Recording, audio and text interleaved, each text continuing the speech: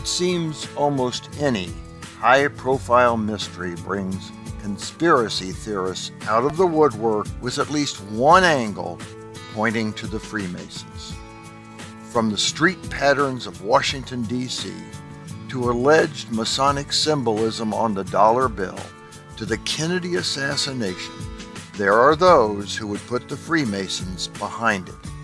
Not surprisingly, then, is the belief by some that the Jack the Ripper slayings of the late 19th century, also known as the Whitechapel murders, were a devious Masonic plot. There are varying accounts as to how the Masons were involved, as is usually the case when speculators don't let facts get in the way of their theories. They all, however, identify Sir William Gull as the infamous Ripper. Gull appears as Jack the Ripper in books, movies, and countless internet posts, including the 1988 TV adaptation Jack the Ripper: The Final Solution and the 2000 graphic novel From Hell. Subsequently, the Hollywood movie From Hell, starring Johnny Depp, was loosely based on the novel. William Withy Gull was a respected physician credited with many significant contributions to medicine, including advancements in the diagnosis and treatment of Bright's disease, myxedema, and paraplegia.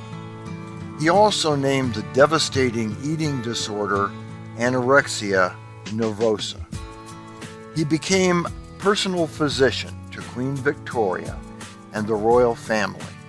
The conspiracy theory and premise of the movie, which parallels most of the Ripper Masonic theories, begins with the historical inaccuracy of Prince Edward Albert contracting syphilis. This allegedly tarnishes Gull's reputation as the prince's physician because Gull was unable to treat him. Gull, portrayed as a Freemason in the film, takes it upon himself to eradicate the prostitutes that caused the prince's affliction. He does this by murdering the prostitutes with the implication they are ritual killings associated with the Freemasons. Not to leave any stone unturned, the movie also depicts the prince as taking on the identity of Walter Sickert. Sickert, rather than being an alias for the prince, was in fact a 19th century painter. Some believe he once lived in Jack the Ripper's apartment, a speculation likely due to the fact one of his paintings was titled Jack the Ripper's Bedroom. To be sure, historically, Prince Edward Albert and Sickert were separate individuals. But in the movie, the prince becomes Sickert and marries Anne Crook, taking her away from her life as a prostitute. Together, the prince and Anne have a daughter, Alice. By English law, therefore, Alice becomes an heir to the throne, and the film surmises Queen Victoria ordered that this problem be eliminated. Gull, as the Ripper, takes it upon himself to do so in a far more grisly way than Queen Victoria had intended. In the movie, Gull is portrayed by Ian Holm, who was, at the time of filming, 68 years old and in good health. His character is spry enough to carry out the brutal and physical murders.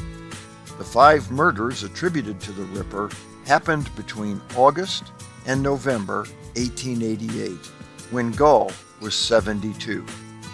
The previous year, Dr. Gull's health began to decline.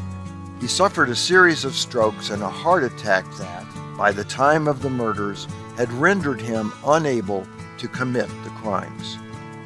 The London Times reported Gull's first stroke paralyzed him, and he was never able to resume his practice. Dr. Gull died of a final stroke January 29, 1890. The final Whitechapel murder occurred after his death, although authorities did not conclusively attribute it to Jack the Ripper. Whether or not that final killing was the Ripper's, the facts are certain that Gull was not Jack the Ripper, nor were the murders some sort of Masonic ritual. One final thing. There is not a shred of evidence that Dr. William Gull was a Freemason.